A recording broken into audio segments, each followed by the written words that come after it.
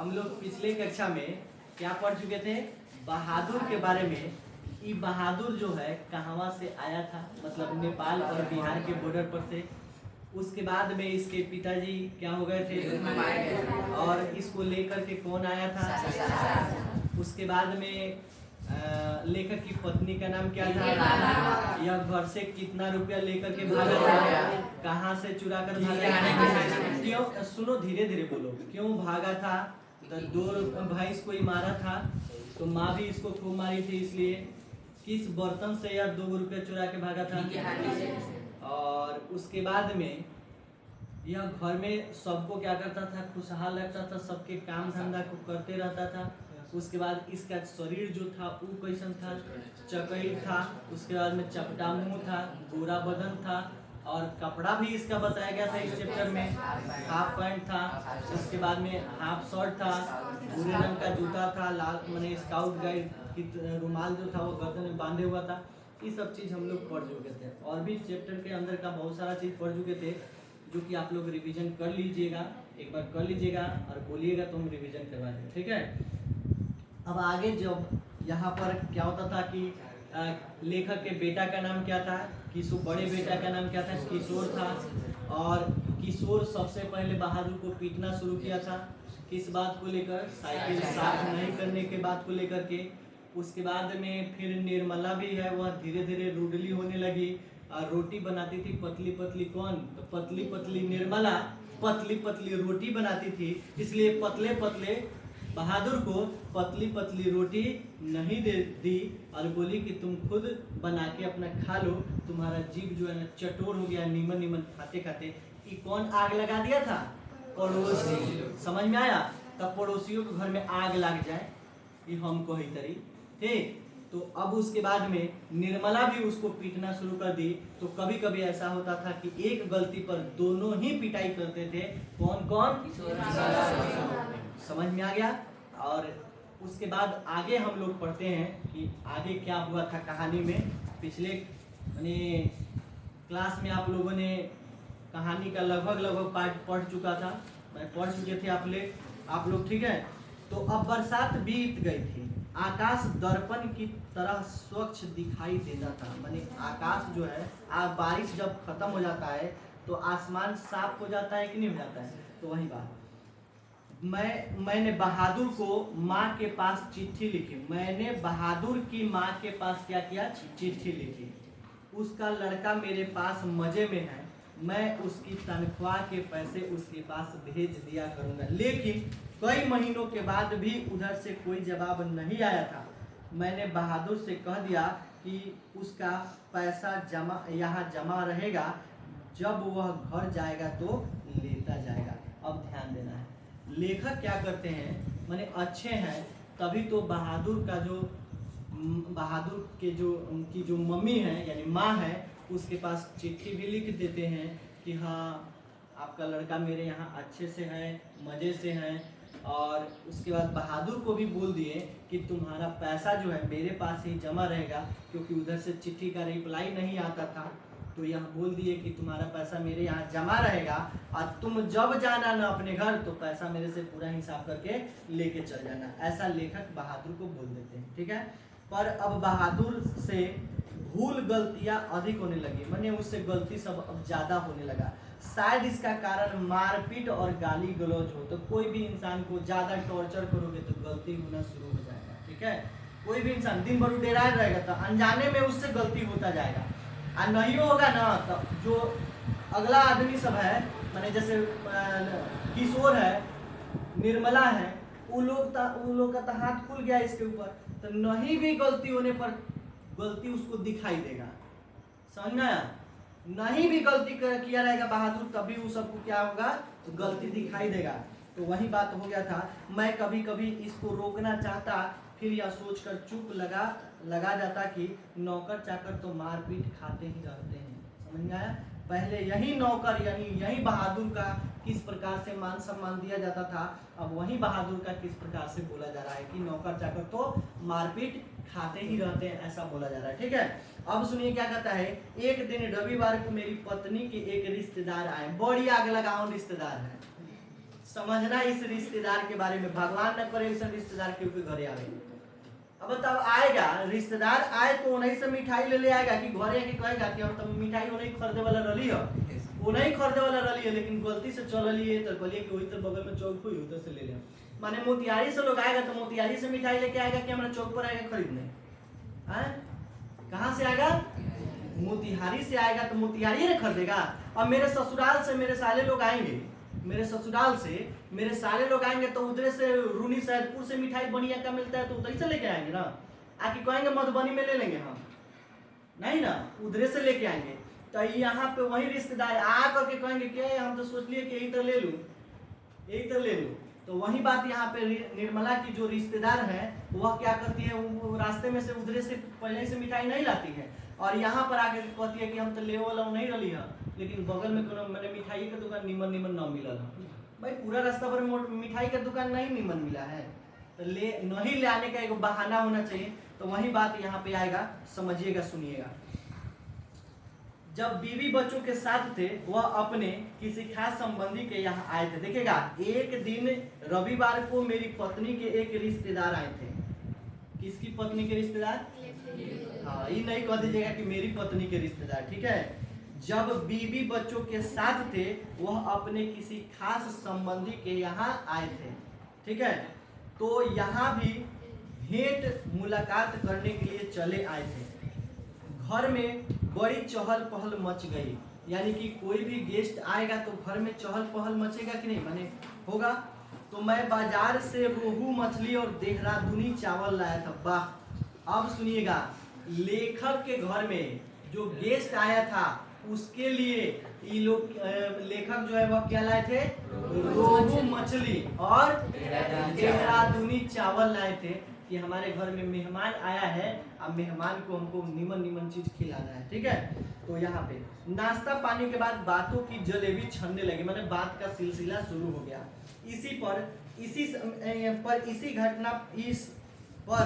इसी समय एक घटना हो जाती है।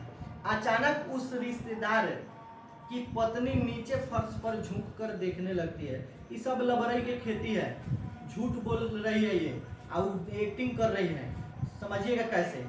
फिर उन्होंने चारपाई के अंदर झांक कर देखा, अंत में कमरे के अंदर गई और फर्श पर पड़े हुए कागजों के टुकड़ों को उठा करके जांच पड़ताल करने लगी। माने अब देखो, आया है वो लेखक की पत्नी, वो रिश्तेदार की पत्नी का वो खटिया के नीचे देख रही है, अगल बगल में देख रही है, कूड़ा उड़ा के न उन्हें देख रही है, लास्ट में उन्हें कहीं कागज उगज के टुकड़ा था उकरा के उठा के देख रही है कि में है कि नहीं। अब कथी खोज रही है देखिएगा। उसके बाद कहता है तो फिर पड़ताल करने लगी, क्या बात है मैंने पूछा। मैंने लेखक पूछते हैं, कोई भी रिश्तेदार वैसे करेगा पागल लेखा तो पूछेगा लोग कि नहीं कि क्या भेला माने क्या हुआ है। तो वही लेखक पूछते हैं क्या बात है। तो रिश्तेदार की पत्नी जबरदस्ती मुस्कुराती, माने जबरदस्ती का हंसी समझते हैं ना। हाँ, अब किसी को मार दीजिए 2-4 फैट, आपको ये तो हंसता ठीक है। रिश्तेदार की पत्नी जबरदस्ती मुस्कुराकर मजबूरी में सिर हिलाते हुए बोली, क्या बताएं, 11 रुपए साड़ी के खूंट से निकाल कर यही चारपाई पर रखे थे। कितना रुपया? 11। तो रुपया का चर्चा 2 बार हुआ है, एक बार 2 रुपया का चर्चा हुआ, अभी कितना रुपया का हुआ? 11 रुपया का चर्चा हुआ। और कौन चर्चा कर रही है ये 11 रुपया का? रिश्तेदार की पत्नी। कहवा बांध करके रखी थी? साड़ी के खूंट में। वो निकाल करके कहा मैं यहाँ निकाल करके चारपाई पर मैंने रखा था, ठीक है। ये कौन बोल रही है?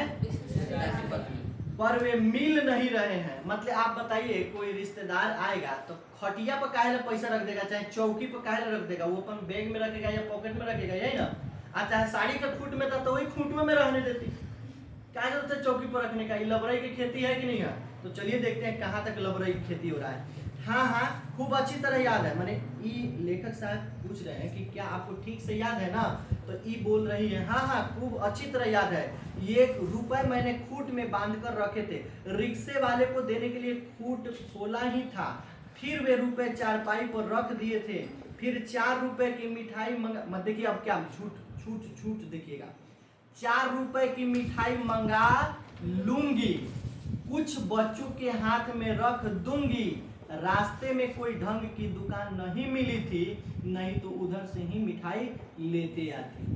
मतलब रास्ता भर इनकरा मिठाई के दुकान न मिलल है, आई घरे आ गई ने ढोल, मतलब क्या कहे हम, मतलब घरे से माने वो अपना किया से हमरा के यहाँ आ गए लोग, और रास्ता भर उनकरा मिठाई के दुकान न मिलल है। वो घर ही से सोच के चल लो कि हाँ रास्ता में मिठाई नीमन मिठाई के दुकान मिली तो ले हम, लेकिन नहीं, खाली किसको दिया, रिक्शा वाले को दिया है। समझ में आया? अब मिठाई का प्लान कहाँ था, रास्ता में का, लेकिन वो मिठाई नहीं मिला उसको, तो सब बहाना है। किसी के यहाँ खाली हाथ जाने से अच्छा नहीं लगता। बताइए, अब तो मैं कहीं की न रही, कहीं की न रही, मतलब न मिठाइया खरीद ली आ न लड़का से पैसो दे ली, आ मिठाइयो गाँव माने मिठाइयो न लिया, पैसो गायब हो गए, आ ओकरा बाद में फिर लड़का से के हाथ में देवे पैसो न रहा। तो इस तरह का। फिर मेरी ओर झुक कर धीमे स्वर में कहा था, जरा उससे पूछिए ना, वह इधर आया था। किससे पूछने की बात हो रही है? कौन? रिश्तेदार की पत्नी कह रही है कि जरा उससे पूछिए ना, वो इधर आया था। कुछ देर तक खड़ा रहा, फिर तेजी से बाहर चला गया था। अरे नहीं, वह ऐसा नहीं है, मैंने कहा। मतलब लेखक कहते हैं कि नहीं नहीं, वो ऐसा लड़का नहीं है। समझ में आया? तो you do not know this people are expert in this art. बाप रे, आप नहीं जानते हैं ऐसे लोग इस कला में क्या होते हैं, एक्सपर्ट यानी कि निपुण रहते हैं, माहिर रहते हैं। बड़ी इंग्लिश झाड़ दिया हो। रिश्तेदार ने कहा, पत्नी ने नहीं, रिश्तेदार ने, कि आप लोग नहीं जानते हैं ऐसा ऐसा लोग जो है ना, वह क्या करता है कि ऐसा काम में एक्सपर्ट, यानी चोरी उरी काम में एक्सपर्ट रहता है, माहिर रहता है। मैंने बहादुर की ओर तिरछी दृष्टि से देखा, वह सिर झुका करके आटा गूंथ रहा था। उसके चेहरे पर संतुष्टि एवं प्रफुल्लता थी। उसने ऐसा काम तो कभी नहीं किया, बल्कि जब कभी उसने 2-4 आने इधर उधर पड़े देखे थे तो उठा करके निर्मला के हाथ में दे दिए थे। पर किसी के दिल की बात कोई कैसे जान सकता है? मतलब लेखक को विश्वास नहीं है, फिर भी कह रहा है कि केकरा दिल में के घुसल बटे के जनैता है, माने ओकरा दिल के बाद के जनैता, कहीं हो सके चुरा ले हो, ऐसा फिर बाद में सोच ली।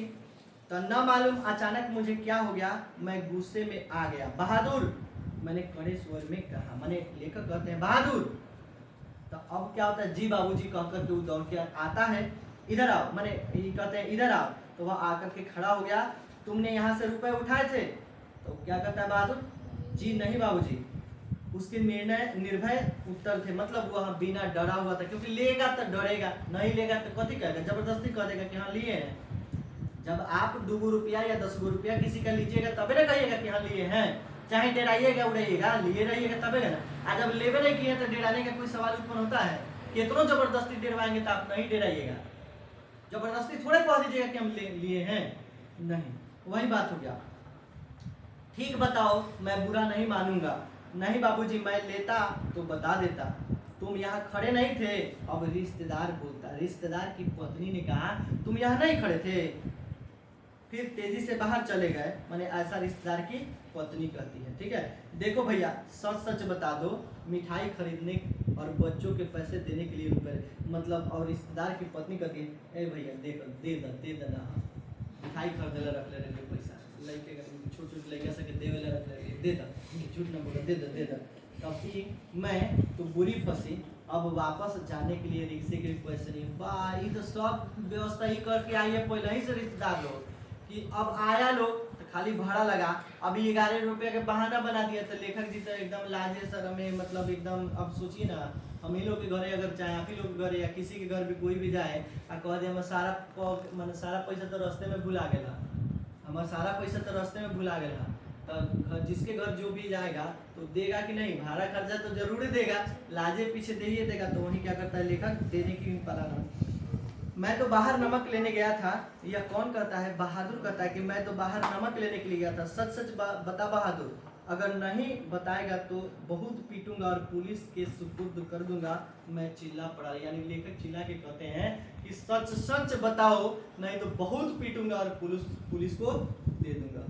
मैं नहीं लिया बाबूजी। बहादुर का मुंह काला पड़ गया और डरा गया, क्योंकि लेखक इतना ज़्यादा नहीं डांटे थे, और दूसरी बात ये बहुत बड़ा आरोप था। पहले गलती ना होता था और यह आरोप लग रहा है, इसलिए अब ही क्या हो गया, परेशान हो गया।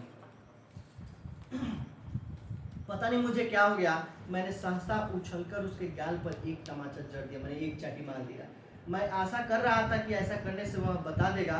तमाचा खाकर वह गिरते गिरते बचा। उसकी आंखों से आंसू गिरने लगे, क्योंकि लेखक कभी नहीं मारे थे, ये अमरकांत जी कभी नहीं उस बहादुर को मारे थे, लेकिन इस बार ये भी मार दिए। तो सोचिए उस बहादुर के लिए उस घर में कोई सहारा बचा? किशोर पीटिए दिया, निर्मला पीटिए दी, और ये लेखक साहब भी पीट दिए, तो अब उसके लिए कोई घर में सहारा बचेगा? तो ये भी वही कहानी हो गया। उधर से माँ मारी थी तो घर छोड़ के भागा था, और इधर से जिसके सहारे था वो भी पीट दिया। तो अब क्या होगा? तो मैं नहीं लिया, फिर भी बोलता है कि मैं नहीं लिया। और इसी समय रिश्तेदार साहब ने एक अजीब हरकत की। अच्छा छोड़िए, इसको पुलिस के पास ले जाता हूँ, इतना कहकर उन्होंने बहादुर का हाथ पकड़ लिया। उसको दरवाजे की ओर घसीट कर ले गए। कौन घसीट करके ले गया? रिश्तेदार था वो, ठीक है। पर दरवाजे के पास उससे धीरे से बोले, देखो तुम मुझे बता दो, मैं कुछ नहीं करूंगा, बल्कि तुमको इनाम में 2 रुपये दे दूंगा। या मैंने भूलिया छोट लेके नहीं कहते डेली बड़े तो बता दे कि हम ना तुमने से 2 रुपये तरह के दे दे। ऐसे बताता है कि कहीं छोट लेके है, लालच के मैंने 2 रुपये के लालच में कहीं दे देगा, ठीक है। तो ऐसा कुछ नहीं, लेगा तभी तो देगा। अब लेवे नहीं किया था, पर बहादुर ने इनकार कर दिया। इसके बाद रिश्तेदार साहब 2-3 बार उसको दरवाजे की ओर खींच कर ले गए, जैसे पुलिस को देने ही जा रहे थे। लेकिन आगे कुछ बढ़ करके वह रुक जाते और उससे धीमे स्वर में, धीमे धीमे शब्दों में पूछताछ करने लगते थे। मतलब कुछ भी कर लेता है, पूछताछ करता है धीमे धीमे। 2 रुपये के लालचो देते हैं कि ए भाई बता ना दा, तो 2 रुपये दे दे, बता दे बाकी पैसे कहाँ। तो कोई लेगा तब ना बताएगा, नहीं।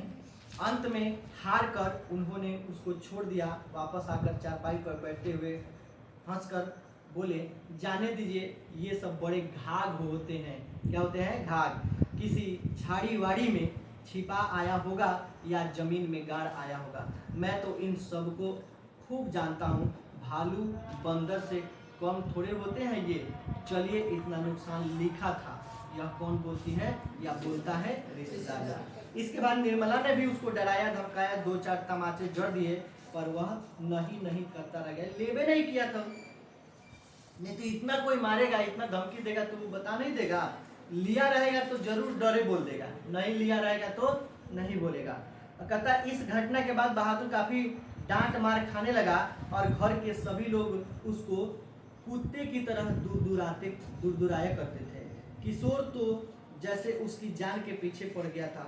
वह उदास रहने लगा, काम में लापरवाही करने लगा। एक दिन मैं दफ्तर से विलंब आया। अब यह लास्ट चल रहा है, मतलब यह बहादुर जो है अब घर छोड़ करके भाग गया है। किस कारण से भागा है, इसके भी लेखक के घर को अब इस बात का जवाब आपको मिलेगा। वहां तो आप समझ गए कि अपने घर से वो भैंस को मारा था तो माँ मार दी थी इसको, इसलिए ये भाग गया था। लेकिन बहादुर यानी कि बहादुर जो है लेखक के घर को क्यों छोड़ करके भागा है, यह बात आप लोगों को समझना है, ठीक है। तो क्या होता है, एक दिन लेखक जो है दफ्तर से विलंब यानी ऑफिस से लेट आते हैं, ठीक है। निर्मला आंगन में चुपचाप सिर पर हाथ रख के, नहीं ऐसे करके बैठी हुई है, ठीक है, बैठी थी। अन्य लड़कों का पता नहीं था, केवल लड़की अपनी माँ के पास यानी कि लेखक की बेटी ही सिर्फ उसके पास बैठी हुई थी। बाकी किशोर वगैरह कोई नहीं था। अंगूठी अभी तक नहीं जली थी और आंगन गंदा पड़ा था, बर्तन बिना मले हुए रखे थे। सारा घर जैसे काट रहा था, मतलब जो रोज चमचमाता था घर, अब एकदम बिल्कुल क्या है, सन्नाटा पड़ा हुआ है, कचरा पड़ा हुआ है, गंदगी पड़ा हुआ है, ना बर्तन साफ हुआ है, ना घर बहराया है, सब कुछ, ना अंगूठी जलाया गया, कुछ भी नहीं हुआ है। क्या बात है, मैंने पूछा। बहादुर भाग गया। जब लेखक पूछते हैं कि क्या बात है, तो एक बैग रिप्लाई आता है, क्या? बहादुर भाग गया। भाग गया? क्यों भाग गया? तो पता नहीं, आज तो कुछ हुआ भी नहीं। सवेरे से ही बड़ा प्रसन्न था, हमेशा माताजी किए रहा। और दोपहर में खाना खाया, उसके बाद आंगन से, यहाँ ध्यान देना है, आंगन से सिलबट्टा, कौन चीज? सिलबट्टा, क्या चीज? सिलबट्टा लेकर के बरामदे में रखने जा रहा था कि सिलबट्टा हाथ से सील हाथ से छूट करके गिर गया और 2 टुकड़ों में हो गया। सिलबट्टा समझते हैं कथी होता है? सिलौटी लोढ़िया है ना, सिलौटी लोढ़िया। तो वह हाथ से छूट जाता है और 2 टुकड़ा में टूट जाता है। समझ में आ गया? अब आगे सुनिएगा। शायद इसी डर से वह भाग गया कि लोग मारेंगे, पर मैं ही इसके लिए उसको थोड़े कुछ कहती। मतलब बाकी छोट छोट के लिए आप लोग पीट देते हैं, और इस सिलबट्टा टूट गया था तो कौन ठीक है कि आप छोड़ देते? विश्वास है कि छोड़ता कोई? किशोर भी मारता है, आई जो है निर्मला जी तो मरबे करते हैं खूबे। तो ये हो गया। क्या बताऊं, मेरी किस्मत में आराम ही नहीं है। सही बात है, नहीं है। बड़ा दिन आराम कर ली निर्मला, ठीक है। कुछ ले गया, लेखक पूछते हैं कि कुछ ले ही गया है? तो नहीं, यही तो अफसोस है। कोई भी सामान नहीं ले गया। उसके कपड़े, उसका बिस्तरा, उसके जूते सभी छोड़ गया। मतलब जो कुछ भी उसका था ना, सब कुछ छोड़ के गया है। पता नहीं उसने क्या समझा, माने उसने हमें क्या समझा, छोड़ के सब चल गया, ठीक है। अगर वह कहता तो मैं उसे रोकती थोड़े, बल्कि उसको खूब अच्छी तरह से पहना उड़ा करके भेजती और हाथ में उसकी तनख्वाह के रुपए रख देती, 2-4 रुपए और अधिक रख देती। ये कितना भुलिया रही है, कौन? निर्मला। तो कहावत एक बात सुन लीजिएगा, समझ लीजिएगा कि आज माने जिसकी किसी भी चीज की कीमत कब समझ में आती है? किसी भी चीज की कीमत तब समझ में आती है जब वह आपसे दूर हो जाता है। जब आपसे वह दूर हो जाता है, चाहे वह कोई भी चीज हो, कोई भी चीज हो, कोई भी चीज हो। आप यहाँ कोचिंग में पढ़ रहे हैं, मेरे से पढ़ रहे हैं। आज हमारी कीमत आपके नजर में नहीं होगी, लेकिन जब आप हमको मतलब हमारे यहाँ से पढ़ के दूसरे जगह जाएंगे ना, तब आपको एहसास होगा कि हाँ हम कैसन थे, आपके लिए माने अच्छा पढ़ाते थे कि नहीं पढ़ाते थे, हम आपके लिए महत्वपूर्ण थे या नहीं थे। कब समझ में आएगा? जब वह चीज आपसे दूर होगा तब। आप पास होगा तब तक कदर नहीं होता है। आप देखते होइएगा कि कोई भी इंसान जब जिंदा रहता है तो उसको लोग माने उसका शिकायत उकायत सब करता है, लेकिन जब वही इंसान मर जाता है तो उसका हमेशा गुने याद आता है। ओ बड़ा निमन आदमी लगा, बार बार उसका चर्चा होगा कि नहीं होगा? तो कोई भी चीज आपके पास है ना, कोई भी चीज यदि वह आपके पास है, जब तक है तब तक उसकी कीमत का अंदाजा आपको नहीं लगेगा। जब तक वह आपके पास है, आपके साथ है, तब आपको कुछ फर्क नहीं पड़ेगा।